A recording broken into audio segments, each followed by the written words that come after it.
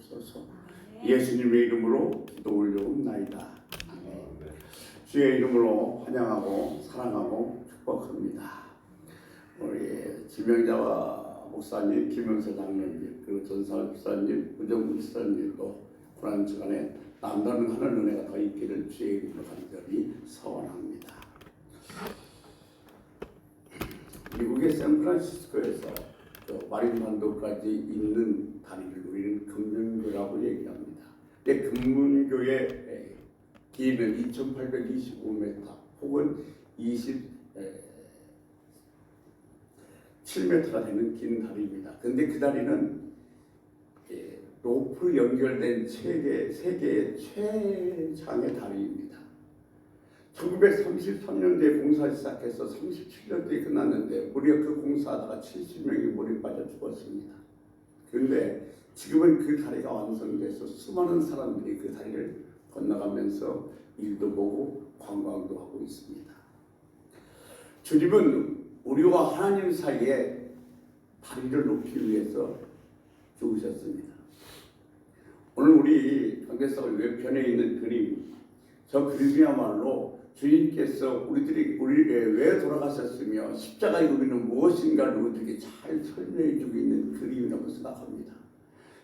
하나님과 우리의 사이를 이어지기 위해서, 하나님과 우리의 사이의 다리가 되기 위해서 주님께서는 십자가에서 돌아가셨던 겁니다.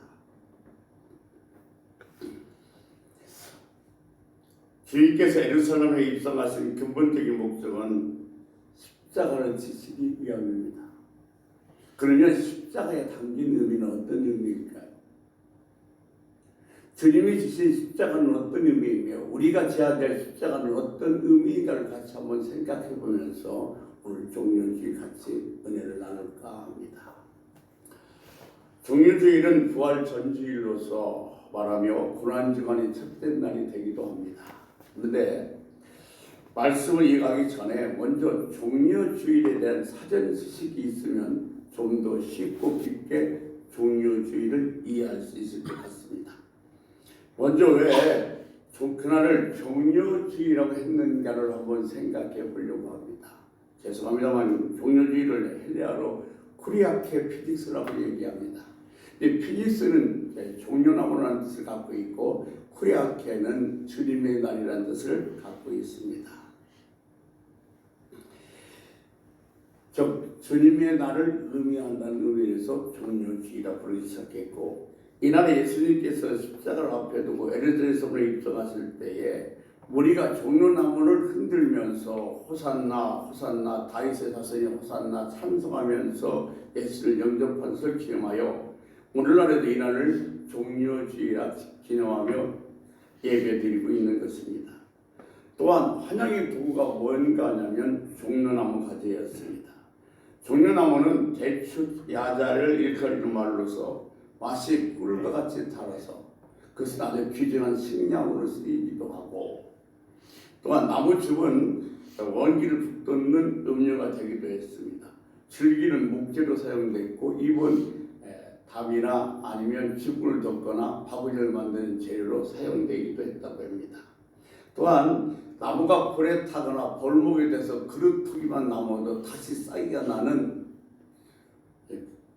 불사조라고 하여서 그런 이유로 이 종려나무는 당시 사람들의 그야말로 생명나무로 사랑받았던 나무였기에 사람들은 생명으로 오신 예수님을 생명의 나무가지를 흔들면서 환영했던 것입니다. 그러면 이 종려주일은 영적으로 어떤 의미가 있는가 하냐면, 출애굽기에 보면 이스라엘 백성들이 출애굽해서 광야를 지나다가 목이 마르게 됩니다. 그때 물을 만났는데 그 물이 마라 쓴물이었는데 하나님께서 그들을 단물로 바꿔줬습니다. 그 기적을 체험한 다음에 그들은 어디로 이동하냐면 엘림으로 이동하게 됩니다. 엘림에는 12샘물이 있고 70종려나무 그릇이 있었습니다. 근데 이처럼 그들이 그 샘물 곁에 장막을 치진하고 성경은 되어 있습니다. 이처럼 구약 때부터 종려나무는 이스라엘 백성들에게 승리와 안식과 축복을 주는 나무로 인식되었던 것이었던 겁니다. 그런 이유로 예수님이 예루살렘으로 들어오실 때 많은 사람들은 종려나무를 가지고 흔들며 엄청난 환호를 보냈던 겁니다. 특히 그때는 6월절이었기 때문에 전국에서 사람들이 인사인해를 모여서 수많은 사람들이 모여 예루살렘 입성하신 주님을 종려나무를 흔들면서 호산나 호산나 찬송하면서 환영했던 것입니다. 그런데 호산나는 원래는 그 히브리어는 호시안나인데 헬라어로 호산나라고 부릅니다. 근데 이 본래의 뜻은 지금 나를 구원하소서 우리를 구원하여 주시옵소서라는 뜻을 갖고 있는 것입니다. 이런 상황에서 예수님께서는 그들 안으로 들어오신 것입니다. 그런데 이 장면에서 매우 아주 중요한 사건 한 가지가 있습니다. 예루살렘 성에 예수님께서 입성하셨을 때 그 예수님께서 입성하시는 것을 환영했던 그 무리들과 예수님이 예루살렘 성에 입성하신 그들은 똑같았는가 하는 겁니다. 당시 이 로마 식민지였던 예루살렘은 많은 나라의 침공을 받아서 참 어려움을 많이 당했습니다. 그런데 침략자들이 자기 나라를 점령해서 들어올 때는 커다란 말을 타고 기세도 등등하게 예루살렘 안으로 들어왔습니다. 이제 이스라엘 백성들은 자기의 구원자여 자기를 해방시킬 승리자가 오신다니까 아마 그런 모습으로 오실 예수님을 상상했을지도 모릅니다. 그래서 너나 할 것 없이 흥분해서 길가에 나와서 종려나무를 흔들면서 호산나를 외쳤던 겁니다. 그런데 정작 입성하시는 예수님께서는 어떠하셨습니까? 성경에는 나귀를 타시니 곧 작은 것 나귀 새끼라고 했습니다. 이 정복자의 모습은 초라하기 짝이 없습니다.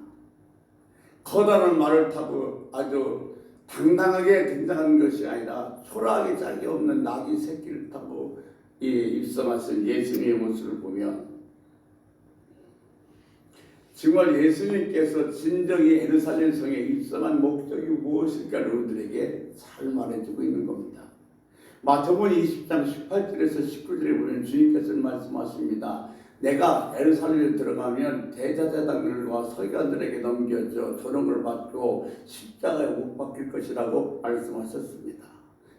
즉 이스라엘 백성들은 해방과 승리를 기대하면서 예수님으로 종려나무 가지를 흔들면서 호산나 외치고 환영했지만 예수님께서는 십자가를 지시기 위해서 예루살렘 성에 입성하셨던 것입니다. 그러니까 그들이 기대했던 것은 전혀 다른 모습으로 입성하신 예수님의 모습을 보고 나중에 결국 이 무리들은 자기들이 원하는 모습이 아니니까 결국 배반감을 느껴서 나중에 예수님을 십자가에 못 박으라고 외쳤던 이유 중에 하나가 거기에 있었던 것입니다. 근데 예수님은 왜 이런 식으로 구원 사역을 완성하셨을까요? 예수님은 하나님이시고 하나님의 아들이시기 때문에 얼마든지 우리를 멋지게 구원하고 승리자로 만들 수도 있음에도 불구하고 왜 이렇게 초라한 모습으로 예루살렘에 입성해서 우리들이 구원자가 됐을까요? 하는 겁니다. 여기서 우리는 두 가지를 알 수 있습니다. 하나는 예수님은 이스라엘 메시아로만 오신 것이 아니라 이 세상에 메시아로 오신 것이고, 또 하나는 예수님께서는 세상을 이처럼 사랑하사 이 땅에 오신 하나님의 아들이시라는 것입니다. 예수님은 인류를 구원하기 위해서 이 땅에 오신 하나님의 아들의 목적이 있기에 그들이 백성에게 똑같은 방법으로 기대에 부응하지 않으셨던 겁니다. 그렇다고 해서 예수님께서 이스라엘 백성들을 외면하셨는가? 그렇지 않습니다. 이스라엘 백성도 본 인류에 속하기 때문에 포함되어 있기 때문에 그렇습니다. 오히려 자기를 생각대로 움직이지 않는다고 해서 예수님을 배척한 것은 이스라엘 백성들이었습니다. 그리고 그런 현상은 오늘날까지 계속해서 이어지고 있습니다. 현 시대에도 유대교는 예수를 인정하지 않습니다. 또다시 우리를 다른 어떤 사람을 기다리고 있습니다. 그런데 이게 문제가 됩니다. 왜냐하면 예수가 없는 유대교는 그들에게는 오직 계명만이 전부입니다. 그렇다면 유대인들은 현 시대에 살고 있음에도 불구하고 구약 시대에 살고 있는 겁니다. 이스라엘에게 있어서 구약 시대의 특징은 뭐냐면 헤렘 사상입니다. 여러분도 잘 알겠습니다만 헤렘 사상은 눈에는 눈, 이에는 이라는, 그래서 그들은 이방 땅을 정복해야 될 때에 남녀, 노소 할 것도 없이 모든 질서까지 싹 다 진멸시키라는 것이 헤렘법이었습니다. 그러나 헤렘 세상은 진정한 의미를 아는 그런 의미는 당시 온통 이방신으로 섬겼던 나라로 둘러싸였던 이스라엘이 그 땅을 정복했을 때 혹시 그들이 조그마한 흔적도 남아있으면 이스라엘 백성들도 그들에게 동요돼서 이방신을 섬길까 싶어서 하나님께서는 애당초부터 그 싹을 잘라버린 겁니다. 그래서 남녀, 노소, 노비 할 것 없이 다 진멸하라고 말씀하셨던 것입니다. 그런데 지금 이 이스라엘 백성들은 유대교에 예수님이 없으니 이 헤렘 사상만 남아 있습니다. 율법만 남아 있는 겁니다.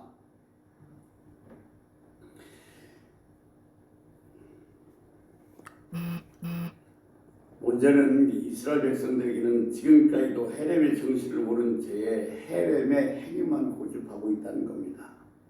지금 최근 중동 정세를 보십시오. 미사일을 쏘는데 병원, 학교, 민간인 아파트 갈 것이 없습니다. 뭐냐면 헤렘 사상이에요. 헤렘 정신은 뭔지 모르고 다 진멸했다고 그래서 어린아이부터 흔적도 없이 다 몰살하려는 이런 헤렘 사상 때문에 이 같은 전쟁에서 비참한 일들이 벌어지고 있는 사실인 겁니다. 네, 사실 이런 족속들에게 예수님께서 그들이 원하는 대로 해주시는 메시아라면 사실 오늘날 우리도 예수 믿을 필요가 없겠죠.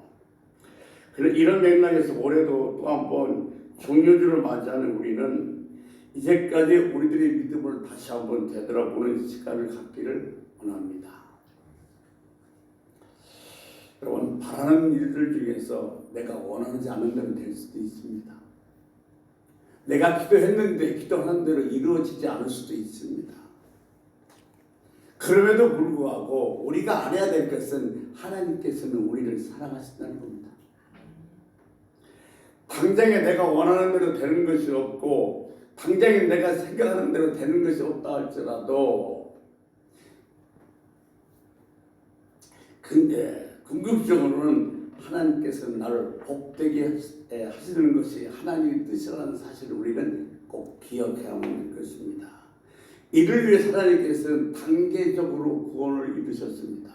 첫 번째 단계는 뭐냐면 예수님께서는 예수님의 하야 일을 하셨습니다. 예수님께서 하셔야 일은 뭐냐면 십자가를 지시는 겁니다.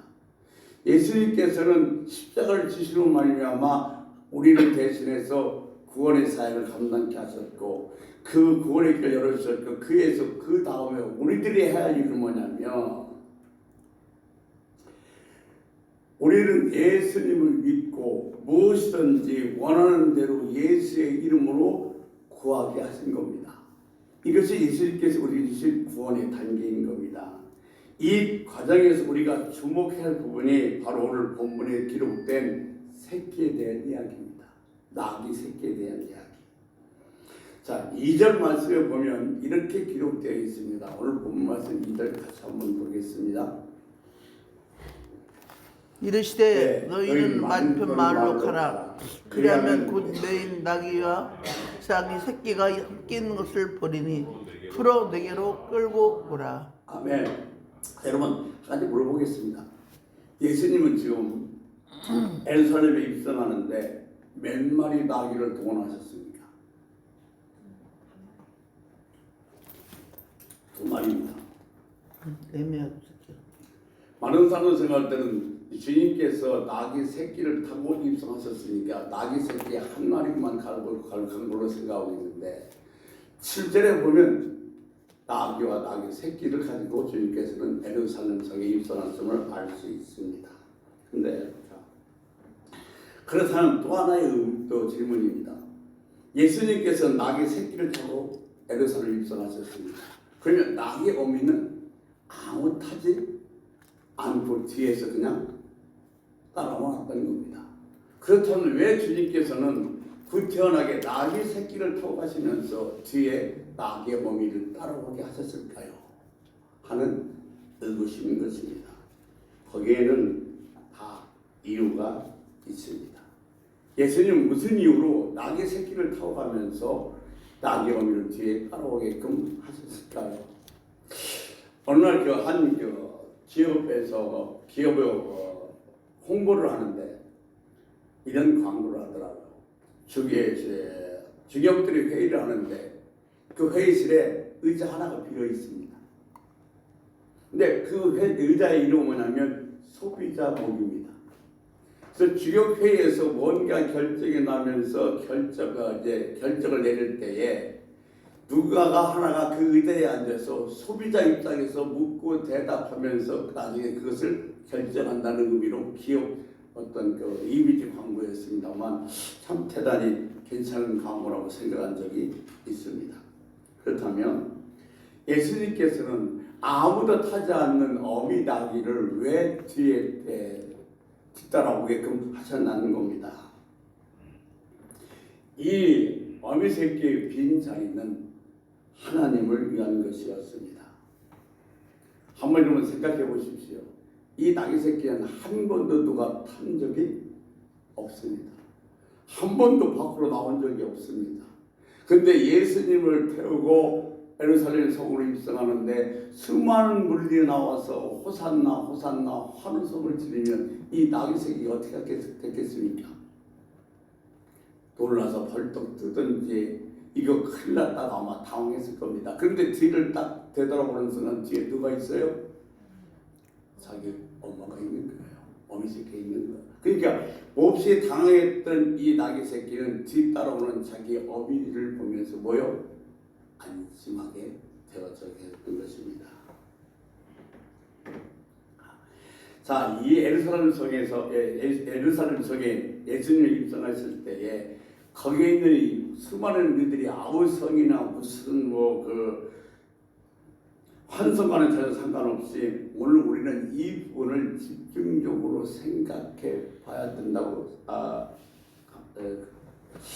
생각해서 마음속에 새겨야 된다고 생각합니다. 놀랍게도 두려움에 떨던 나귀 새끼 뒤에는 하나님의 뒷따름이 있었습니다. 그리고 십자가를 향하여 자진해서 나가시는 예수님이 뒤돌아보니 뒤에는 뭐요? 하나님이 따르고 계셨던 것입니다. 그렇다면 오늘 저와 여러분에게는 십자가를 지신 예수님께서 내 뒤에 계신다는 사실을 결코 잊어서는 안 됩니다.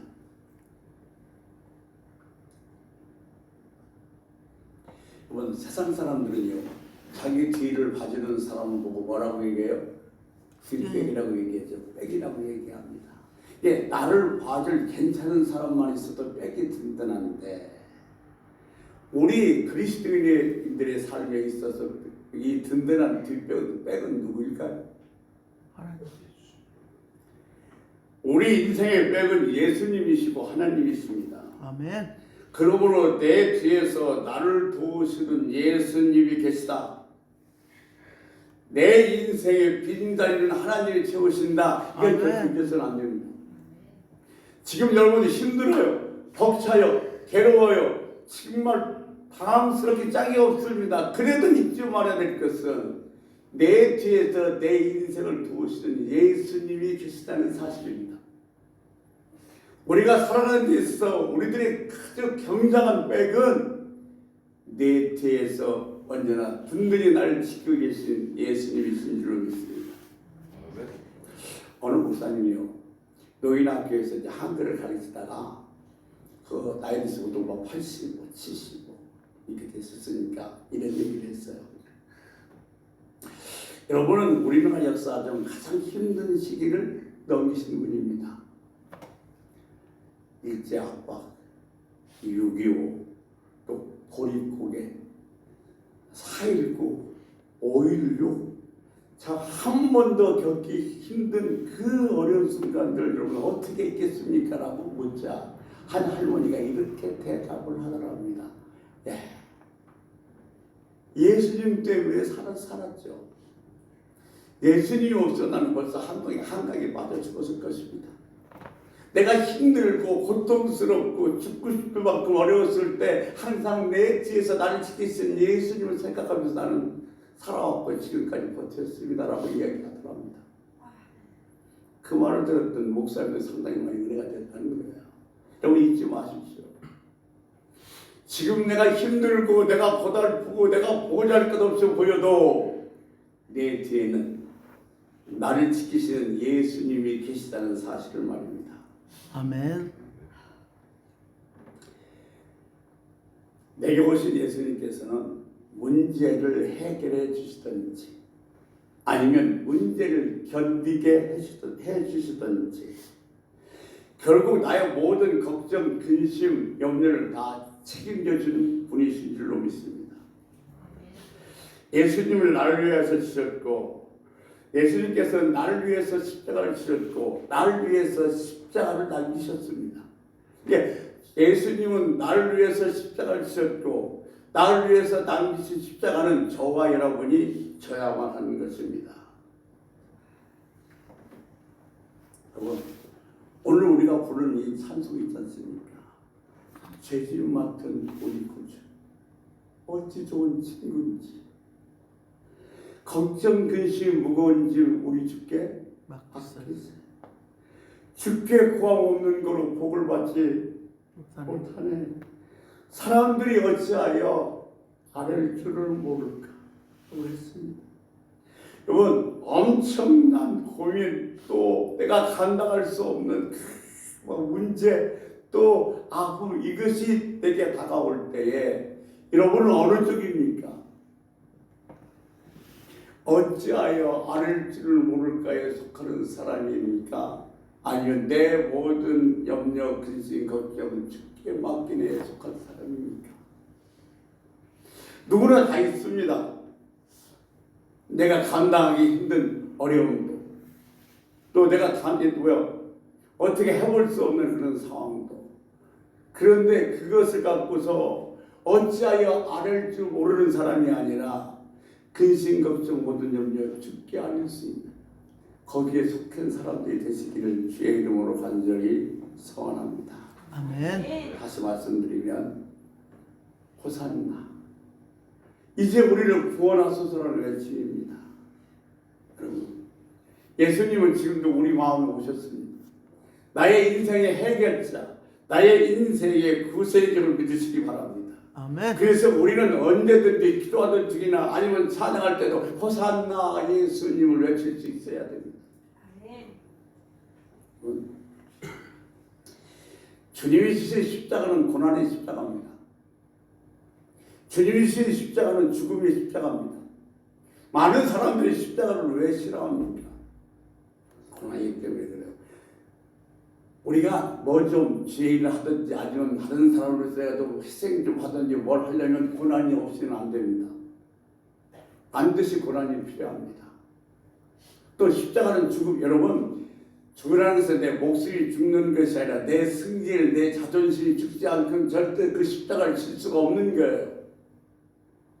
십자가 지기가 이렇게 힘드니까 모든 사람들이 십자가 지기를 포기하고 피합니다만 결국 십자가의 결과는 뭐냐면 영광입니다.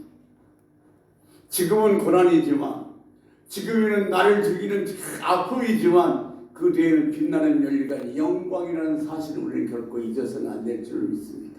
그래서 이것이 내가 질 십자가라면 지금 나 앞에 다가오는 고난과 어려움과 역경만 볼 것이 아니라 그 뒤에 있는 빛나는 연료가 영광을 볼 수 있는 영적인 눈이 열리시길 주의 이름으로 소원합니다. 아멘. 그러면 십자가는 열쇠입니다. 무슨 열쇠냐? 하나님께 나아가는 열쇠입니다. 하나님께 나가는 열쇠요. 하나님께 나가는 길이요. 하나님을 만나는 길이요.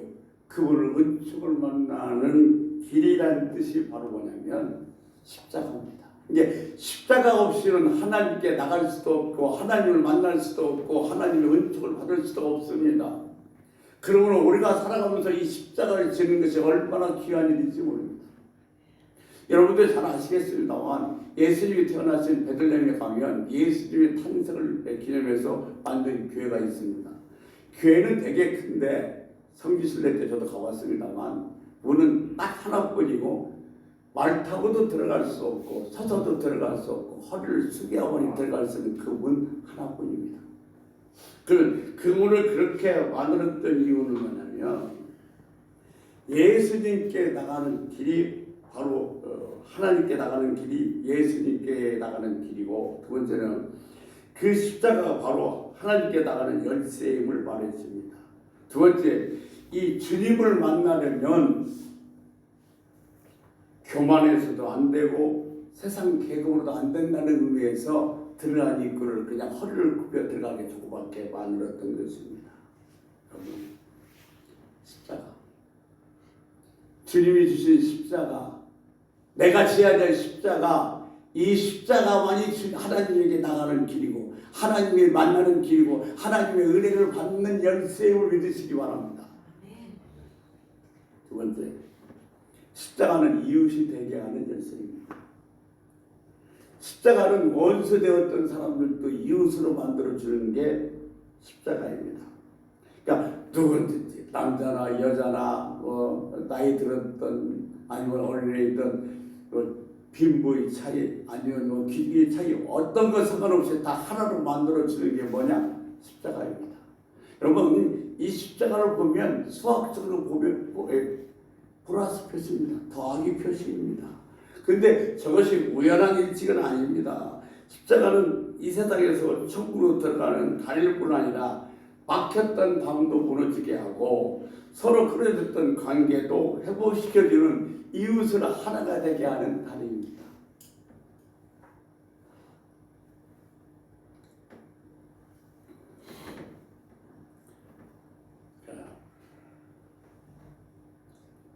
어느 날 제가 이제 가다 보니까 자동차 뒤에다가 결초보은이라고 써놨더라고요. 자동차 뒤에다가 결초보은. 결초보은이 무슨 뜻인지 아시죠? 무슨 일이 있어도 초심을 잃지 않고 은혜를 꼭 갖겠다는 거예요. 근데 자동차가 뒤에다 그걸 왜 붙여놨을까요? 네, 딱 보니까 이 사람이 이 얘기하는 거냐면 자기는 초보라는 거예요. 그러니까 내가 초보인데 나를 위해서 많이 양보해 주면 나는 뭐요? 결초보은, 결코 그걸 잊지 않겠다는 거예요. 대단히 재치있죠. 근데 사실 그것이 재치는 있을지 모르지만 지혜는 아니라고 생각해요. 하나님께서 우리들에게 뭘 원하냐면 재치나 은기 대처한 잘하는 것들 그것을 원하시는 것이 아니라 이 주님의 마음, 십자가의 마음을 원하십니다. 4시 식당에 갔어요. 밥을 맛있게 먹었어요. 근데 이제 거기 감자전이 있어서 감자전을 더 하나 먹고 싶어서 감자전을 시켰어요. 그때 주인이 감자전 1인분은 감자전이 3개가 나오는데 사람이 4사람이니까 하나를 더해서 4개를 내줬어요. 근데 밥을 다 먹었으니까 감자전 4개를 다 먹을 수는 없어요. 그래서 이렇게 다 먹고서 하나가 남았습니다. 근데 그 하나를 먹으려고 하니까 옆에 다른 말이 아이고 그렇게 먹어도 배가 고파요. 근데 그때 감자를 먹으려고 하는 사람이 이렇게 말합니다. 아니요, 나도 배부르거든요. 근데 우리를 생각해서 감자전 4개를 만들어진 주인 입장에서 하나가 도로 들어가면 얼마나 좀 그런 생각이 들까요? 나는 배가 부르지만은 우리에게 친절을 베풀어준 저 주님을 생각해서 이 감자전을 먹는 겁니다. 저는 이것이 지혜라고 생각해요. 내게 아니라 다른 사람의 마음을 헤아릴 수 있는가.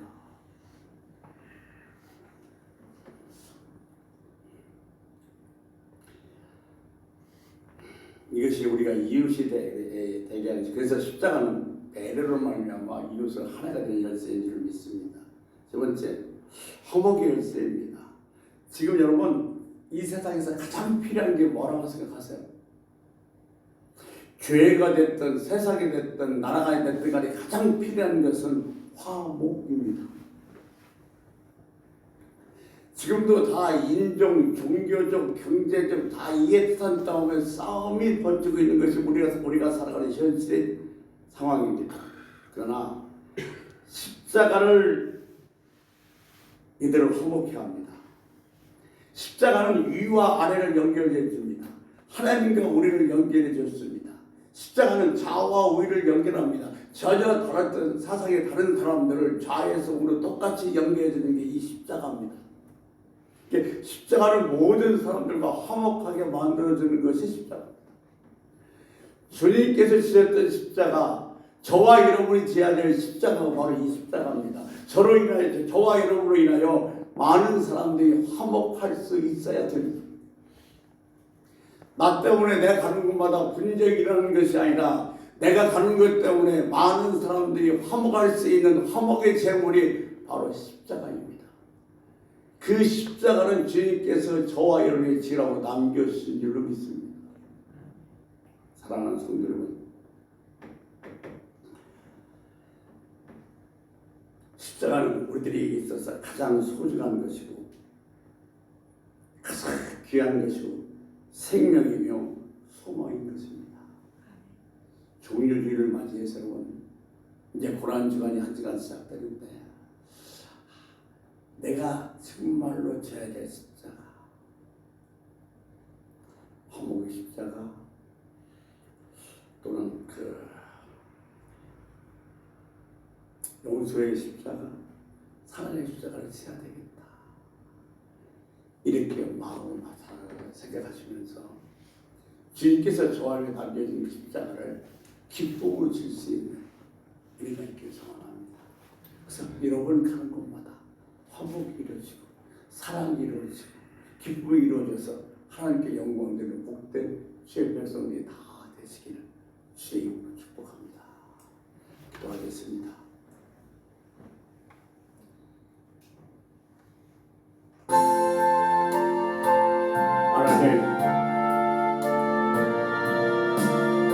하나님, 십자가는 무겁다고 피하려고만 해. 고난스럽다고 벗으려고만 해. 어떻게 하든지 앉으려고만 했지. 주님이 주신 십자가, 나도 그 십자가를 지어야 되겠다고 하면서 십자가를 기쁜 마음으로 자원하는 마음으로 지으려고 하지 않았던 저희들을 용서하여 주옵소서. 주님이 주신 십자가,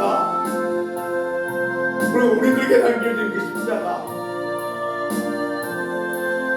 화목의 십자가, 화해의 십자가, 용서의 십자가를 지으면서 나를 모든 사람들이 하나로 만드는, 내가 가는 곳마다 화해가 되고 하나가 되고 용서가 이루는 귀한 십자가를 지는 우리 모두가 되게 하여 주옵소서.